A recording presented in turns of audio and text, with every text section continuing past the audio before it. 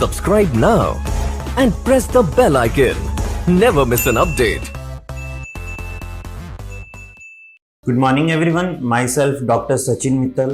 I am oral and maxillofacial surgeon at Dr. Sachin Mittal's Advanced Dentist. आज मैं आपसे discuss करने वाला हूँ कि एज ए डेंटिस्ट अगर मेरा खुद का कोई टूथ मिसिंग है तो हम उस टूथ को रिप्लेस कैसे करना चाहेंगे। मतलब मैं अपने लिए क्या वो ट्रीटमेंट है जो ऑप्ट करना चाहूँगा।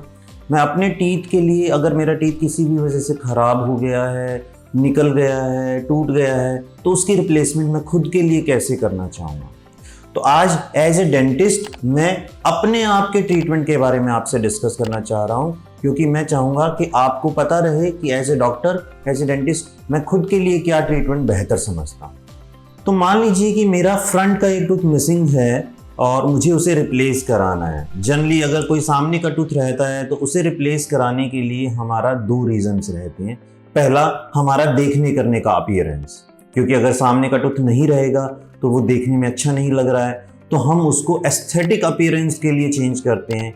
दूसरा, हमारा अच्छे बोलने के लिए, बिकॉज टीथ हमारे प्रोनाउंसिएशंस में हेल्प करते हैं। तो अगर फ्रंट का टूथ हमारा नहीं है तो वो हमारा उसको इस तरीके से रिप्लेस कराना चाह रहे हैं ताकि वो नेचुरल भी लगे, हमें बोलने में भी ठीक लगे, देखने में भी अच्छा लगे और खाने पीने में भी यूज किया जा सके।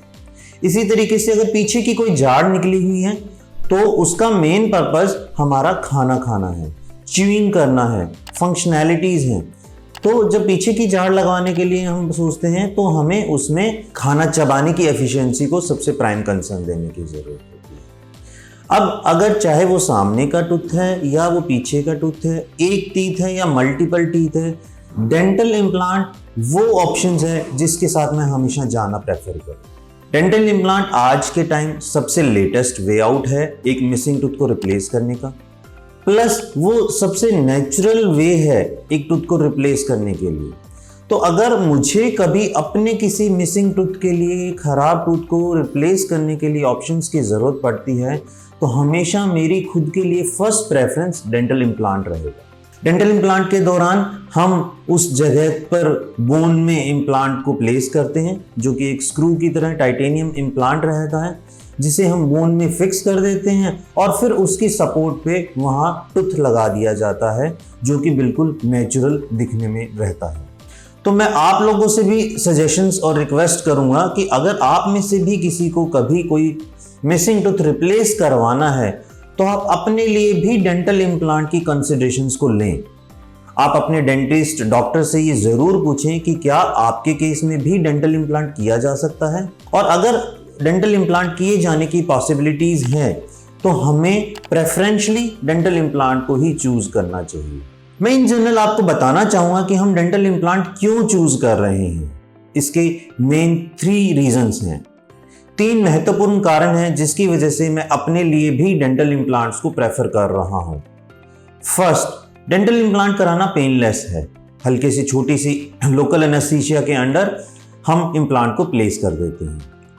सेकंड, ये लॉन्ग ड्यूरेबल है। अगर हमने एक बार करवाया और उसके बाद हम इसको मेंटेन करते हैं तो ये सालों साल चलता है। थर्ड एंड सबसे महत्वपूर्ण, डेंटल इम्प्लांट को करने के लिए हमें आसपास के दांतों को घिसने की ज़रूरत नहीं पड़ती है, जैसा कि हम पहले ब्रिज बनाने में, एफपीडी बनाने के लिए किया करते थे।